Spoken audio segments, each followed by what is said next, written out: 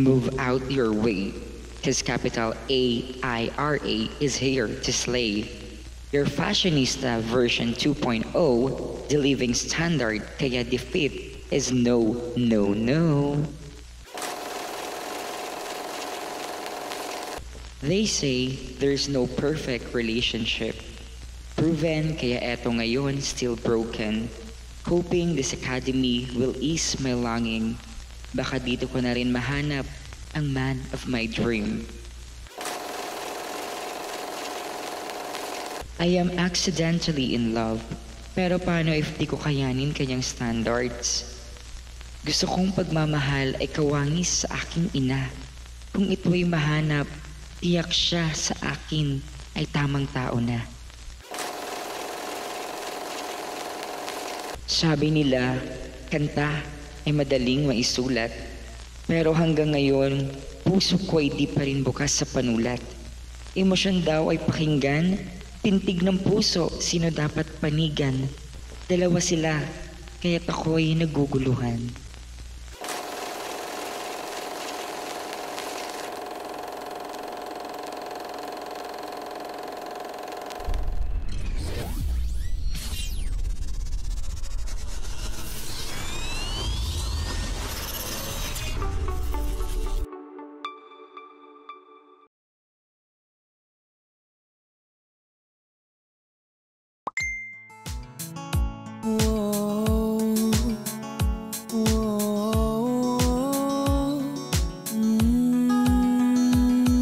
Sa mundong ito tayo ay magkakaiba, di man tulad ng gusto mo at ang mga gusto nila. Pare-parehas lamang tayo na may gustong makamit. Bagong kotse, bagong cellphone o bagong mga damit. Pero kahit na gano'n, iisa lang ang gusto ko, makuha ang inaasam ng puso kong ito. Sama-sama nating aabutin, maglalakbay tungo sa mga bituin. Walang mahirap o walang madali, basta't para sa pangarap natin kakayanin.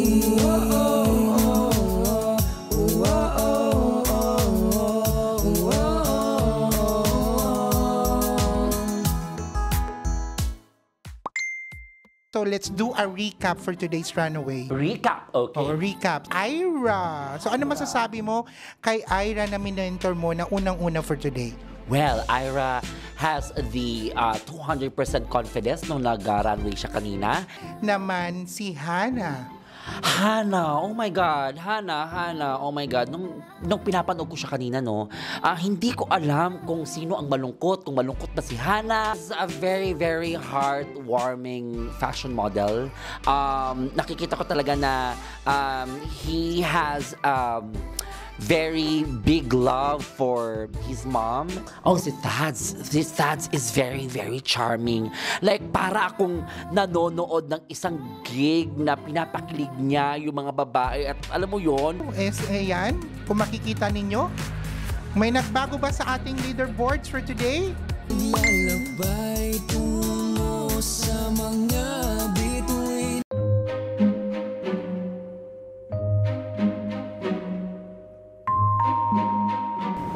Influencers! Let's go! Let's do this! Anong oras na? Bilisan nyo. Bilisan nyo. Go back to your seat, okay? O, Ira! No! Bumalik ka na sa upuan mo. No, bumalik ka na. Mag-start na tayo. Bilisan mo. Paing to. And 3, 2, 1, action! Mabuhay, influencers! Welcome to Influencers Academy. Ngayon, matutunghayan ninyo ang aming challenge for today. And because of that, we visit Bistro 62 here in New Manila, Quezon City. At of course, sa bagong challenge na ito, bibigyan namin sila ng natatanging mentor for today. It's no other than Supremo Jack! And let's give her a round of applause. Thank you so much.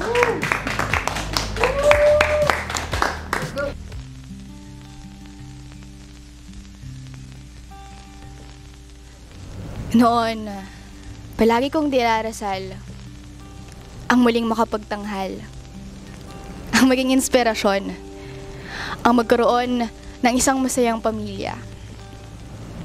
Nasabi kong nasagot niya ang lahat ng mga dasal noong binigyan niya ako ng regalo. Ang regalo ng isang pamilyang punong-puno ng talento. Mayroon silang iba't ibang kwento. At sa bawat araw, maririnig mo ang kanilang mga halakhak, ang kwentong babaunin mo kinabukasan sa muling pagtahak ng panibagong kabanata ng buhay. Dito ko nasabing, ito pa lamang ang simula. Simula ng kwentong babaunin namin sa kinabukasan, ang muling huhubog sa aming mga talento. Pamilyang maaring ngayon ay unti-unti nang iniidolo. Pangako, hindi kami makakalimot. Muli naming babaunin ang lahat ng ito para ipagpatuloy ang lahat ng nilalaman ng aming mga pangarap.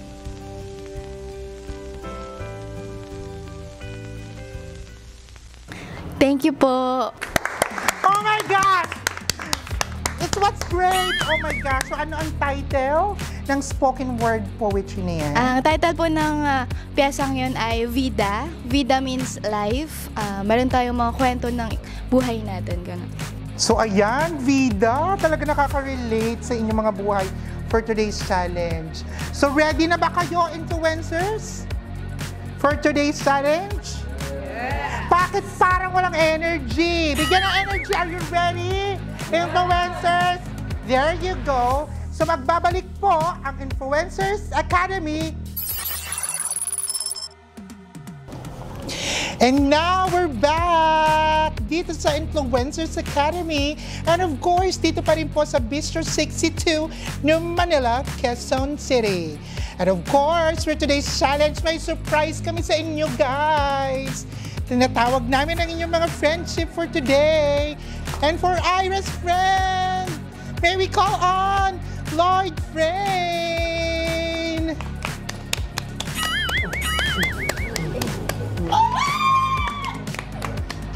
And for Hannah's friend, Slash X Mark.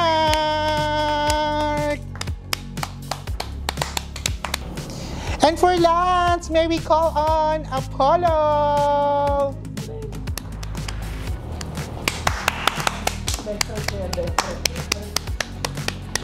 And for Tads, walang iba kundi si Dre.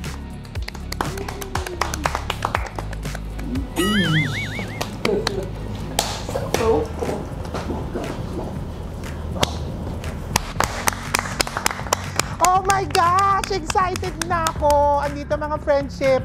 Ang saya-saya, no? So let's go. Let's do this. Supremo Ja, ano ang mechanics natin for today's challenge? Ayan, so for our spoken word poetry challenge, ayan, makakatulong ninyo ang inyong mga kaibigan na gumawa ng isang tula ngayong araw na ito. And syempre, kailangan nating mag-isip ng isang salita, bagay, katulad na lamang ng santol,